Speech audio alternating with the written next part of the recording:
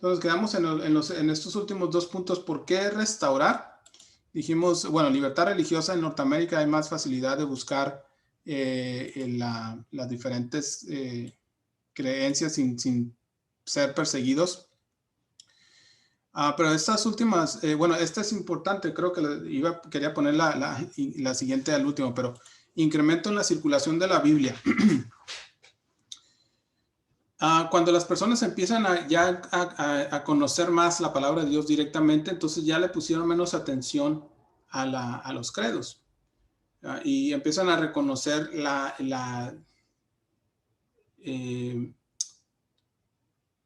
seriedad el problema de la división, ¿verdad? De acuerdo a lo que leemos en las Escrituras, porque el mensaje de Cristo y después de los apóstoles es la iglesia no puede vivir, no podemos tolerar la división, ¿verdad? Tiene que haber unidad, así como Cristo y su Padre fueron uno. Y la otra es la idea, la doctrina calvinista de esto que se le llama la perversión total hereditaria, de que todas las personas nacen ya con cierto destino final predeterminado. Y muchos reaccionaron a esta doctrina, pues perdieron el interés por la religión porque se les hizo algo inaudito, ¿no? Que no podían creer. Muchos otros se hicieron infieles, aunque a muchos siguieron, ¿verdad?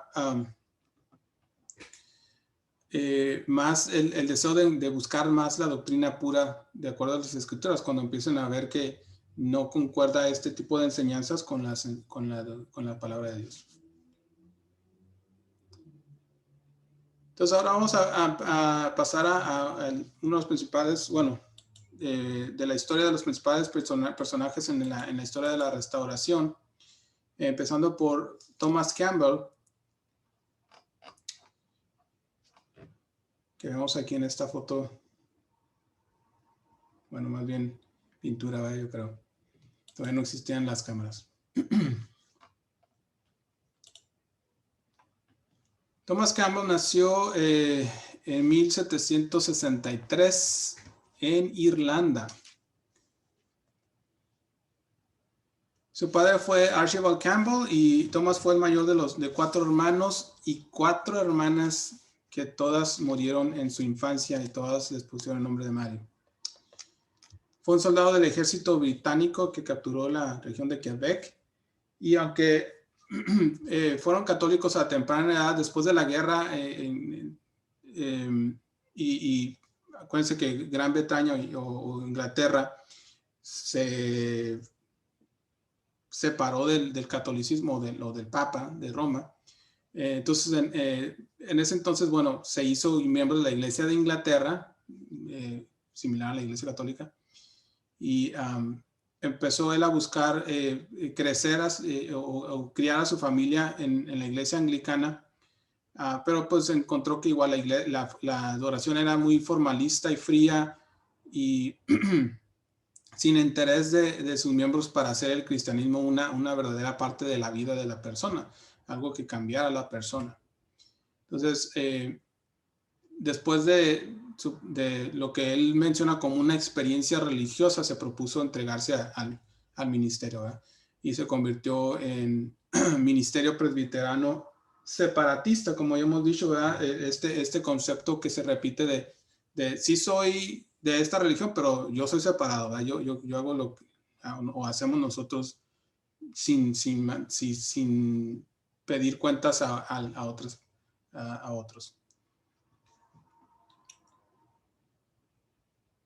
Thomas Campbell recibió una educación en la escuela militar y se convirtió en maestro. John Kinley, un presbiterano separatista, también le ayudó a obtener trabajo. Kinley le ayudó a obtener fondos para estudiar como ministro y finalmente su padre le dio permiso de estudiar en la universidad. Entró a otra escuela separatista para estudiarse la teología, la confesión de fe, y cuando completó sus estudios le dieron licencia como aprendiz por parte de los presbiteranos separatistas. Estamos hablando a finales de los 1700 otra vez. Entonces nos estamos regresando un poquito, ¿verdad? Porque estamos hablando de diferentes personas, pero otra vez la vida de Thomas se va a converger con la de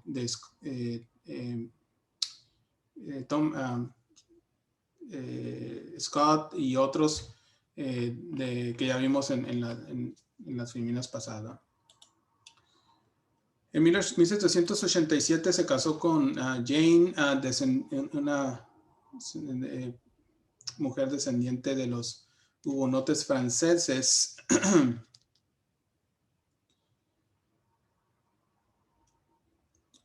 Estos son los que buscaron reformar la iglesia para pelear en contra del control político. Acuérdense que hubo un tiempo en el que la Francia dijo, ok, vamos a tolerar cada quien la religión que quieran, y después regresaron otra vez a la persecución, a la intolerancia religiosa.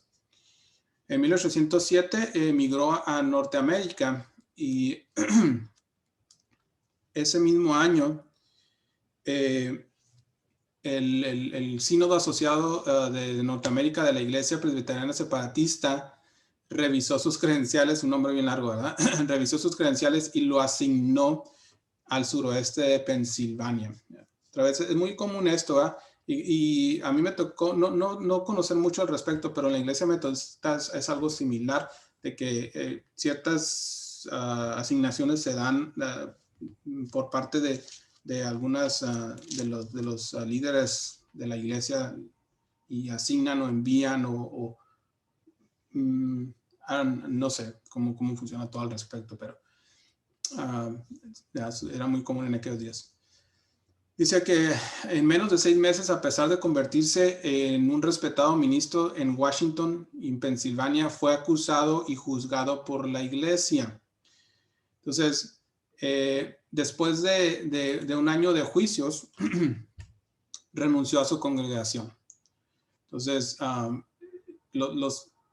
estamos hablando que los presbiterianos separatistas, que se habían separado por la intolerancia y los problemas con la iglesia anglicana, la iglesia de Inglaterra, ahora se convirtieron ellos también en alguien muy dogmático, muy cerrados.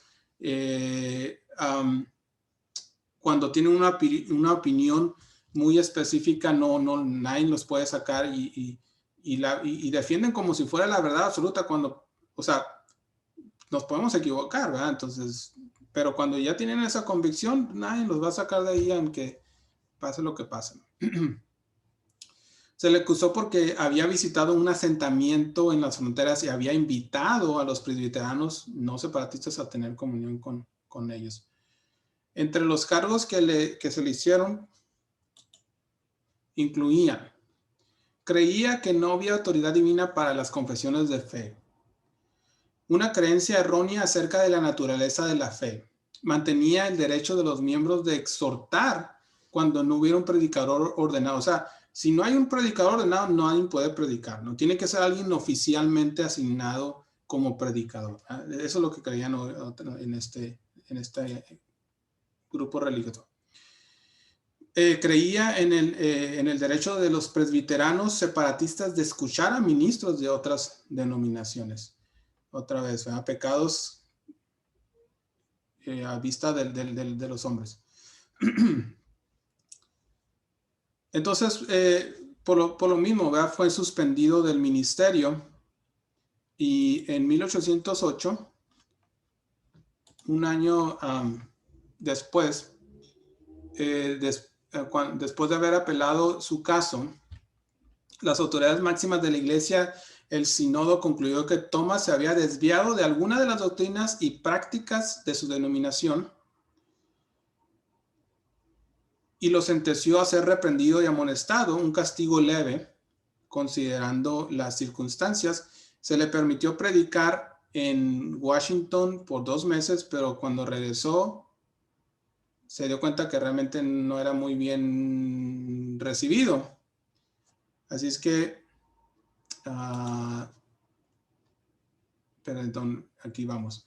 No era bien recibido, así es que en 1808, el 13 de septiembre, finalmente renunció a la iglesia presbiterana y dejó, entre otras cosas, su salario, que tenía un salario como parte de esta organización. Entonces, en este caso, Thomas Campbell dejó la iglesia presbiteriana con toda sinceridad, no nomás porque no estaba de acuerdo, que es obviamente una razón muy obvia, pero a pesar de que también era su fuente de ingreso. Entonces, algo muy valiente de su parte.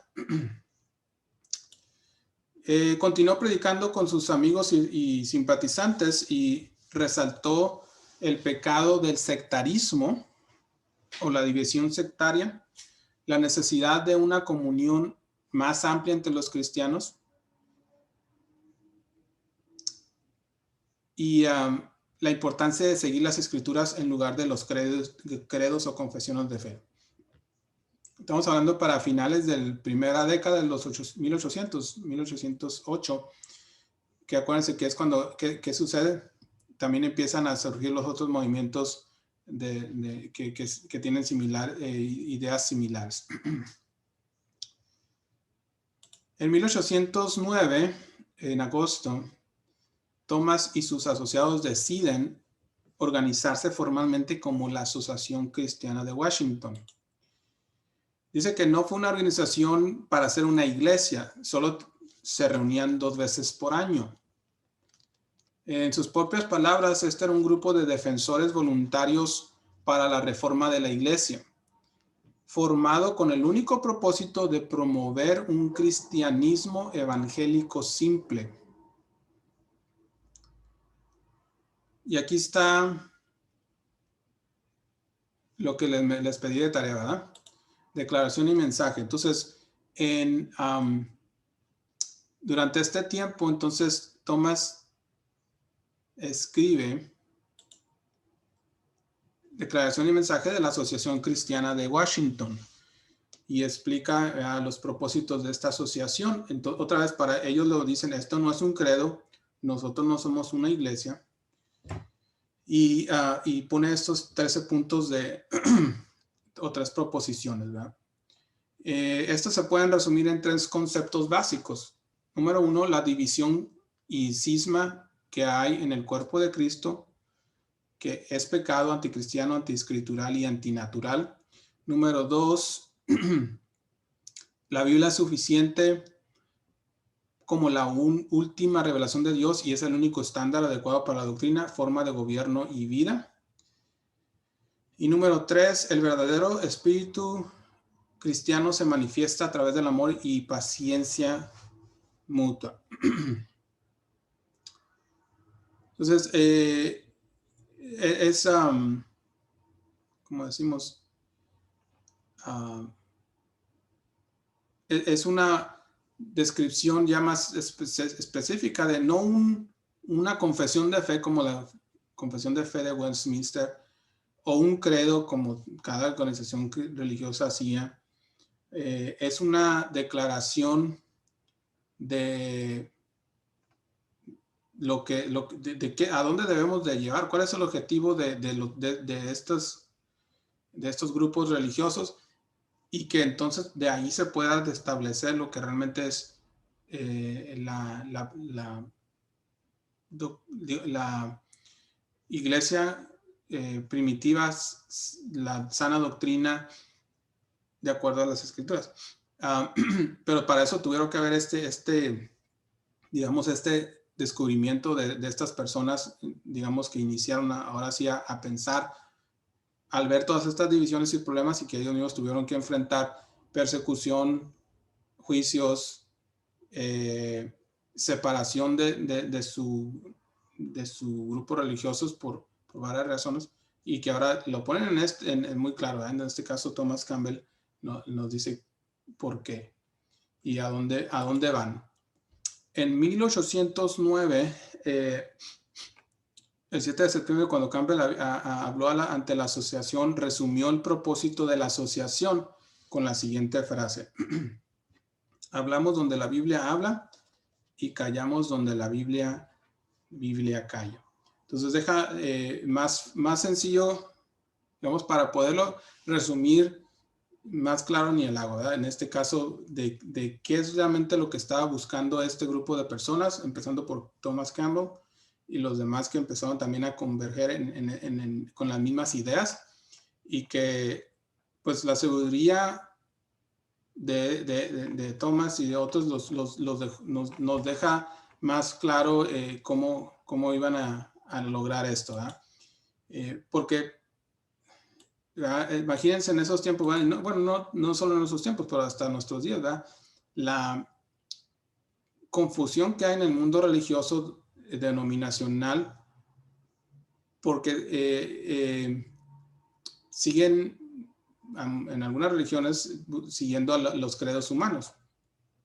No digo algunas, pero algunas otras siguen la Biblia, pero en realidad no han, la interpretación no la han, no han buscado los métodos apropiados para la interpretación sana de las escrituras. Entonces, cualquier persona puede hacer una religión de la Biblia. Puedes agarrar 3 pasajes y crear tu propia religión de esos 3 pasajes cuando los sacas totalmente fuera de su contexto. Y así hay multitudes de religiones o de doctrinas hoy en día. Entonces es difícil. Hay una, ¿cómo diría? Hay una descripción, yo creo que es muy acertada, de la división denominacional y del éxito de el diablo para engañar al mundo religioso. ¿Y cuál es este? Es que el mundo religioso muchas veces piensa que está haciendo lo correcto, primero porque lo hace con toda sinceridad, no digo que no dudo de la sinceridad de las personas, y que segundo lo hace creyendo que lo está haciendo basado en la Biblia, ¿verdad? Porque lee un pasaje aquí, lee un pasaje acá y ya piensa que está haciendo la voluntad de Dios. Entonces el diablo ha utilizado yo creo que ha sido la arma más efectiva, y eso lo dijo un maestro cuando estaba en la escuela de predicadores, se me quedó bien grabado, de que ha sido la arma más efectiva del diablo, de utilizar las mismas escrituras para hacer pensar que está la persona haciendo lo correcto. Y entonces tenemos todas estas religiones y muchas personas sinceramente lo siguen como si fuera la verdad, hasta que se dan cuenta y no dudo que en los días de Thomas Campbell y de ellos pensaban que esa era la verdad, los créditos y todo eso, los créditos, los credos y las doctrinas que enseñaban, cuando si ellos sinceramente buscaban, podían encontrar la verdad. Pero muchas personas hoy en día pues piensan que están en el lugar correcto y no hacen una búsqueda sincera de educarse en las escrituras sin que alguien les diga o les interprete lo que la palabra de Dios diga cuando yo mismo lo puedo leer. Y ahora nosotros tenemos la ventaja de que tenemos la Biblia en nuestro propio idioma, ¿no? En los días de Campbell y de ellos, muchos eran analfabetas y muchos no tenían el acceso tampoco a una copia de la Biblia. Entonces estaban en desventaja total de entender si lo que dice el predicador, el pastor, el sacerdote, el obispo es cierto, porque pues, no sabían, ¿verdad? No podían ni leer la Biblia como nosotros lo podemos hacer. Entonces tenemos mayor ventaja hoy, pero a lo mejor ahora tenemos la desventaja de que hay mucha distracción, y entonces la gente pues sí, prefiere que alguien le dé el resultado ya masajeado, ya masticado, ya semiprocesado y ya nada más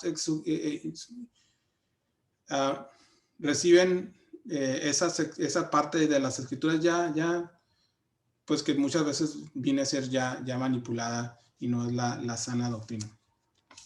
Bueno, entonces, hermanos, para terminar, que tengo hasta aquí esta sección, no quiero adelantarme, necesito revisar algunas cosas de Alexander Campbell, pero hice la siguiente, déjenme ver si podemos, ok, sí. Estamos a tiempo, vamos a ver dónde vamos aquí en las mira, ok, ya exactamente, vamos a tiempo. Entonces vamos a poder terminar un poquito antes, tengo otras cosas que hacer ahorita.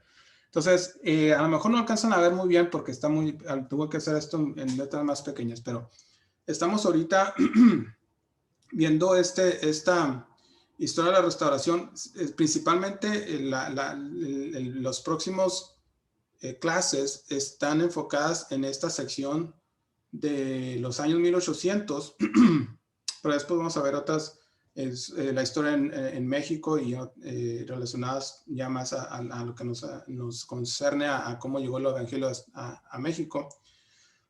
Pero para darnos una idea de este panorama, está este diagrama que saqué de Wikipedia, más que estaba en inglés, aquí lo puse en español, de cómo está más o menos de dónde surgimos, ¿verdad? No me refiero a que somos un grupo denominacional, sino cómo llegamos a que un grupo de personas se establecía y dijera, no, esto es lo que dice la Biblia, así vamos a seguir, ¿no? Y no dudo que otra vez las diferentes personas que pensaban igual, aunque no se llamaban, entre comillas, la iglesia de Cristo, ¿verdad? Porque igual, como vemos aquí, hay muchos llamados iglesia de Cristo, pero tampoco no es, si lo comparamos con el Nuevo Testamento, no es. Entonces, no está hablando del nombre, sino de las prácticas. Y ahorita estamos en esta primera sección del año, de las primeras 2 décadas, primera década del año 1800. Entonces, estamos empezando apenas en la parte aquí izquierda, ¿verdad? Déjame ver si alcanzo a ver. ¿Ya? A ver, estamos en esta sección, ¿verdad? Del inicio de este movimiento que buscó restaurar, como dijimos en el caso de Thomas Campbell, diciendo, vamos a hablar donde la Biblia habla, vamos a caer donde la Biblia cae.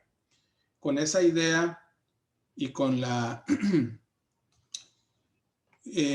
con lo otro que vimos que fue el declaración y mensaje, empieza esta sección de la restauración, ¿verdad? Entonces, a partir de aquí, como vimos el revivimiento de Ken Rich, el presbiterio de Springfield, ahora el último deseo, todo esto, en el caso de Stone, ellos también dijeron, no, vamos a dejar todo, necesitamos enfocarnos nada más a la Biblia, nada más. Y en el caso de Campbell, ellos también hacen algo similar, entonces empiezan a ver estos dos movimientos que vamos a seguir analizando en cómo los dos van evolucionando, y luego llega un momento en el que aquí en el año, los años no son exactos, ¿ok? Pero aproximadamente en esta sección aquí, entre el 1830, se unifican y entonces vemos grupos unificados por muchos años, pero otra vez viene un momento de separación, etcétera, etcétera. Entonces, no vamos a ver a detalles todos estos conceptos, pero o todos estos diferentes grupos, vamos a ver los principales también durante las siguientes clases, pero aquí es donde vamos, ¿ok? Entonces,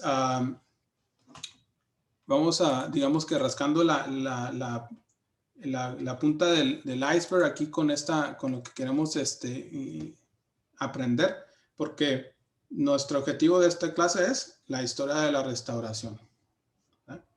Lo que sucedió en los 2-3 siglos antes es un preámbulo a cómo llegamos aquí, y luego una vez que vemos digamos, el nacimiento con estos dos movimientos, vemos ahora sí cómo se fructificó y creció este movimiento para poder realmente restaurar la iglesia primitiva, que no fue nada fácil, pero que vemos cómo hay poco a poco van creciendo y conociendo realmente que van en el camino correcto hasta que llegan hasta donde estamos el día de hoy. Entonces, lo vamos a dejar aquí. La próxima clase vamos a continuar ahora con el caso de Alexander Campbell, que también es una figura clave en este movimiento. ¿Alguna pregunta, comentario? Vamos a ver si puedo borrar esto.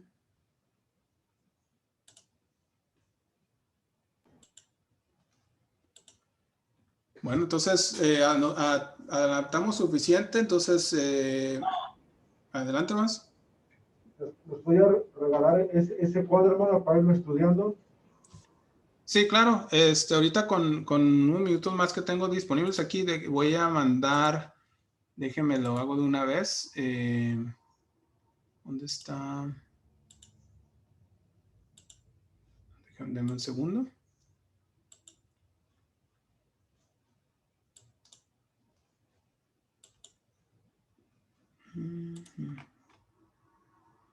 Ok, aquí está. Voy a mandar estas dos, esta sección de las filminas que vimos en la clase pasada.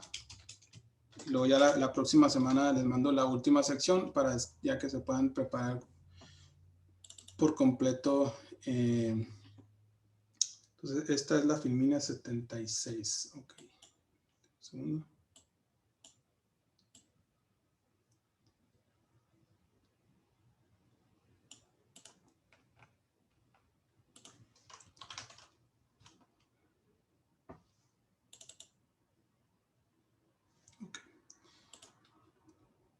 Muy bien, entonces se los estoy mandando ahorita inmediatamente. Aquí está.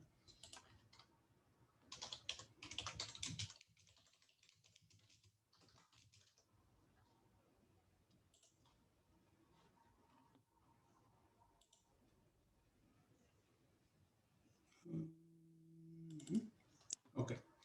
Entonces va en camino a su email. Muy bien. Entonces, hermanos, gracias por su atención. Vamos a terminar con una oración y con la ayuda de Dios nos vemos el próximo miércoles a la misma hora.